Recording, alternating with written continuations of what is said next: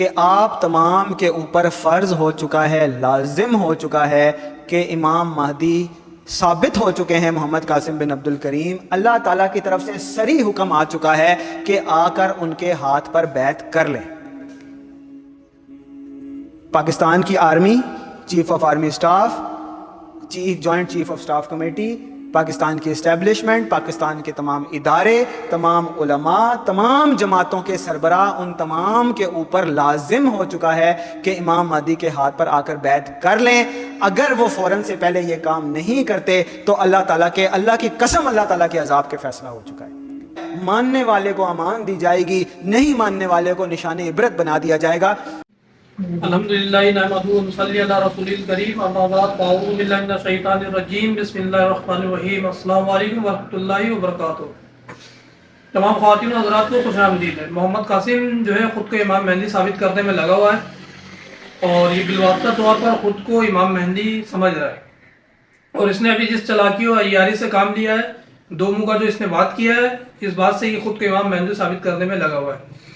اس نے اویس ناصر کے بارے میں بتایا کہ اویس ناصر جو ان کو امام مہدی کہتے ہیں وہ غلط کہتے ہیں، وہ جھوٹ ہے، لیکن پھر بالواسطہ طور پر انہوں نے اویس ناصر کا بات کی تصدیق کی کہ اویس ناصر جو کچھ بھی کہتے ہیں وہ اللہ تعالیٰ کی طرف سے کہتے ہیں، اور جو کہتے ہیں وہ ٹھیک کہتے ہیں۔ باقی وہ جو باتیں کرتے ہیں اس سے میرا کوئی نہ تعلق ہے نہ لنک ہے۔ میں نے تو بلکہ اپنے ویڈیو پہ بھی چینل پہ بھی ویڈیو چلائی ہوئی ہے کہ میرا اویس نصیر سے کوئی تعلق نہیں، وہ جو باتیں کرتے ہیں وہ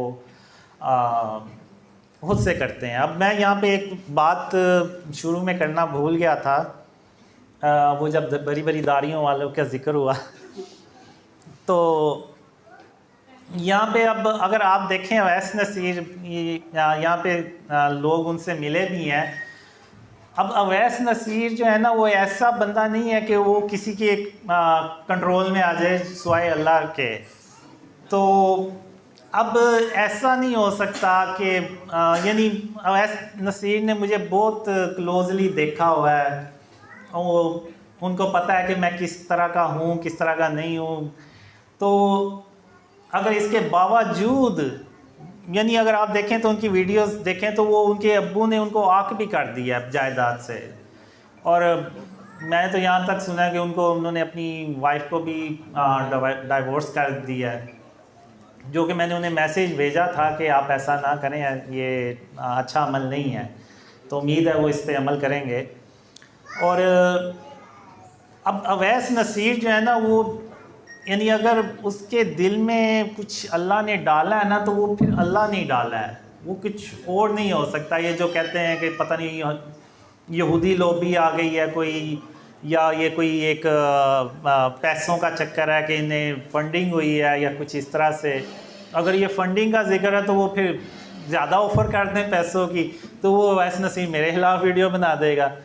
لیکن جو مجھے اللہ سے امید ہے، اویس نصیر شاید اپنی گردن تو کٹوا لیں گے لیکن وہ اللہ کی رحمت سے ساتھ نہیں چھوڑیں گے۔ تو یہ جو چیز ہے نا یہ پیسوں سے نہیں ہو سکتی، نہ یہ کوئی یہودی لوبی کی سازش ہو سکتی ہے۔ یہ تو اویس ناصر نے ان کو امام مہدی کہا ہے، تو اس طریقے سے تو دیکھا جائے تو بھائی آپ اس بات کا اویس ناصر کی بات کا اقرار کر کے آپ خود کو امام مہدی ثابت کرنا چاہتے ہو، تو آپ امام مہدی بھائی ہو نہیں سکتے ہو، امام مہدی کے پیر کا دھول بھی نہیں ہو سکتے ہو۔ آپ سے چند بیوقوف لوگ تو متاثر ہو سکتے ہیں، لیکن عقل مند لوگ آپ کی باتوں سے، آپ کے دو منہ والی باتوں سے سمجھ جائیں گے۔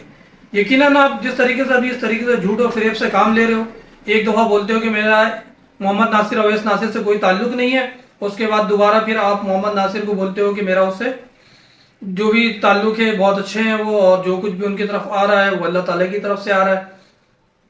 تو اس بات میں جو ہے آپ قطعی جھوٹ بولتے ہو۔ تو اس طریقے سے یقیناً جس طریقے سے آپ نے جھوٹ اور فریب سے کام لیا تو یقیناً آپ جو ہے خواب سنانے کے بارے میں بھی جھوٹ اور فریب سے کام لے رہے ہو۔ آپ کا کہنا ہے کہ پاکستان میں اللہ کا عذاب آیا ہوا ہے اور 20 جنوری کو اللہ کا عذاب آئے گا، سن 2024 20 جنوری کو اللہ کا عذاب آئے گا، یہ آپ کا کہنا ہے اور آپ کے اویس ناصر صاحب کا کہنا ہے۔ تو بھائی عذاب اور رحمت، اللہ اپنی رحمت کی بارش کرے یا عذاب نازل کرے، تو یہ کام اللہ پاک کا ہے، اور اللہ پاک بہتر جاننے والا ہے۔ اللہ تعالیٰ کا علم کامل ہے، اللہ کو جو کام کرنا وہ کر گزرے گا, وہ آپ کے باتوں کا محتاج نہیں ہے. آپ لوگ جو اس طریقے سے منجن بیچ رہے ہو اپنا دکان چلانے کے لیے, یہ بند کر دو. آپ لوگ انتہائی فضول بات کر رہے ہو. میں تو ایک ریسرچر ہوں. اسلام جیسے آپ بھی ہو سکتے ہیں, کوئی بھی ہو سکتا ہے, کوئی بھی ویل ایجوکیٹڈ ماڈرن ایجوکیٹڈ بندہ, وہ اسلام جیسے ہم سائنس پہ ریسرچ کرتے ہیں, ٹیکنالوجی پہ ریسرچ کرتے ہیں, دین پہ بھی ریسرچ کرتے ہیں. تو میں ایک ریسرچر ہوں, اور جو میں نے ریسرچ کر کے جو چیزیں میری فائنڈنگز ہیں ان کو میں دوسروں سے شیئر کرتا رہتا ہوں, اپنا پوائنٹ آف ویو دیتا رہتا ہوں. میں یہ سمجھتا ہوں کہ یہ فلاں چیز ٹھیک ہے. آپ نے اپنا کوئی جو ہے وہ ابھی تک کسی اچھے ڈاکٹر سے ذہنی طور پہ علاج کروایا؟ آپ لوگوں کو چاہیے کہ اپنے دماغ کا علاج کرواؤ, آپ بھی اپنے دماغ کا علاج کراؤ, ساتھ میں اویس ناصر کو بھی لے کے جاؤ. اویس ناصر کو اس کے باپ نے لات مار کے گھر سے باہر نکال دیا ان کی اسی حرکتوں کی وجہ سے, کیونکہ وہ جھوٹ اور فریب کرنے والا بندہ جس کا باپ پسند نہیں کرے تو اس کو لوگ کیا پسند کریں گے.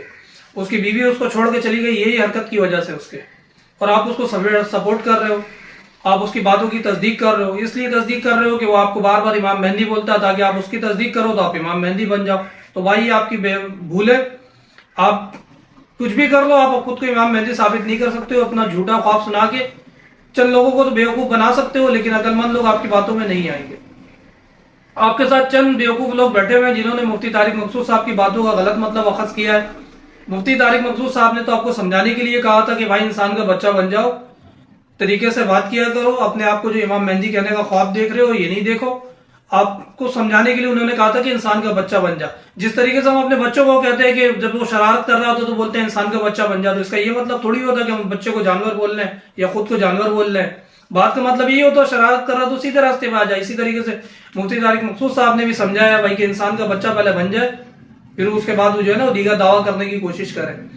تو آپ تو بھائی اپنے آپ کو پہلے انسان کا بچہ, واقعی اپنے آپ کو انسان کا بچہ بنو, سیدھی اور سچی بات کیا کرو. فضول بات اور جھوٹ بول کے تو آپ اپنا بھی ٹائم ضائع کر رہے ہو, لوگوں کا ٹائم بھی آپ ضائع کر رہے ہو. آپ کو یقیناً آپ کو اپنے دماغ کا علاج کرانے کا ضرورت ہے.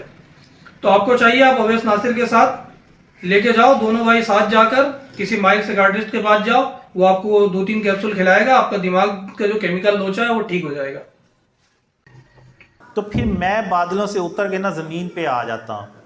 تو پھر اللہ جو ہوتا ہے نا وہ ویسے جیسے مجھے غور سے دیکھ رہا ہے کہ یہ تو اس قوم میں گھس گیا ہے کہ جس کو میں نے سمجھایا تو وہ نہیں سمجھے. تو پھر ایسے مجھے لگتا ہے جیسے نا اللہ نے ایسے حصار سا نا ایک قائم کر دیا کہ کوئی مجھے کچھ کہ نا, یعنی اللہ اپنی رحمت سے پروٹیکشن کچھ اس طرح سے کرتا ہے.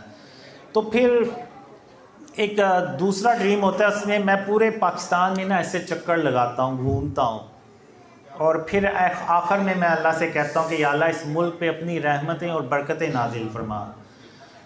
تو وہ پھر اللہ کی رحمتیں اور برکتیں زمین سے نکلنا شروع ہو جاتی ہیں. اور آپ جو اپنا خواب سنا رہے ہو تو خواب کا تعبیر بھی ہوتا ہے بھائی. آپ کے خواب کا جو تعبیر ہے, تعبیر میں بھی آپ کو ایک خواب کا تعبیر بتا دیتا ہوں, باقی آپ اپنے خواب کا تعبیر کسی تعبیر بتانے والے سے بھی پوچھ لینا. آپ اپنا خواب بھی خود دیکھ رہے ہو, تعبیر بھی خود بتا رہے ہو, تو ایسا نہیں ہوتا بھائی. خواب کوئی دیکھتا ہے تو وہ جا کے تعبیر پوچھتا ہے. تو آپ کے خواب کا تعبیر میں آپ کو بتا دیتا ہوں کہ آپ نے خواب اپنا بیان کیا کہ آپ جو ہے آسمان پہ بادل پہ بیٹھے ہوئے اور اللہ تعالیٰ جو ہے آپ سے بول رہا ہے کہ پاکستان پہ جو ہے عذاب آئے گا, پھر پاکستان کی طرف سے اللہ تعالیٰ نے اپنا رخ ہٹا لیا ہے, اور پھر آپ بادل کے اوپر سے پاکستان میں اتر جاتے ہو اور پاکستان کا آپ چکر مارتے ہو. آپ اپنے خواب میں یہ باتیں بتا رہے ہو.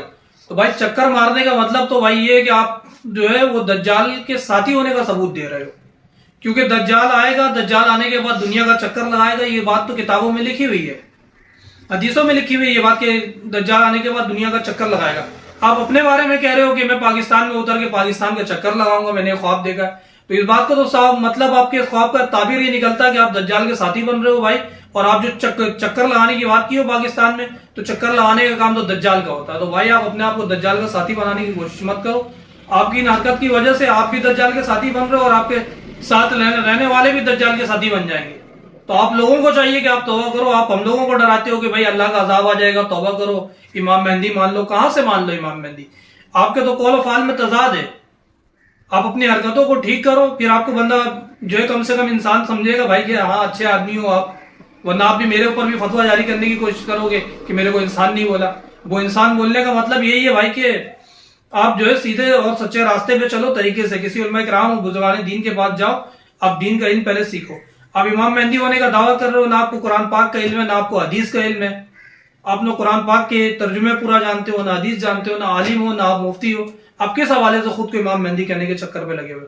تو بھائی آپ کا یقیناً جو ہے نا دماغ ہو گیا خراب، تو آپ اپنے ساتھ اویس ناصر لوگ کو لے کر کسی دماغی ڈاکٹر کے پاس چلے جاؤ۔ السلام علیکم۔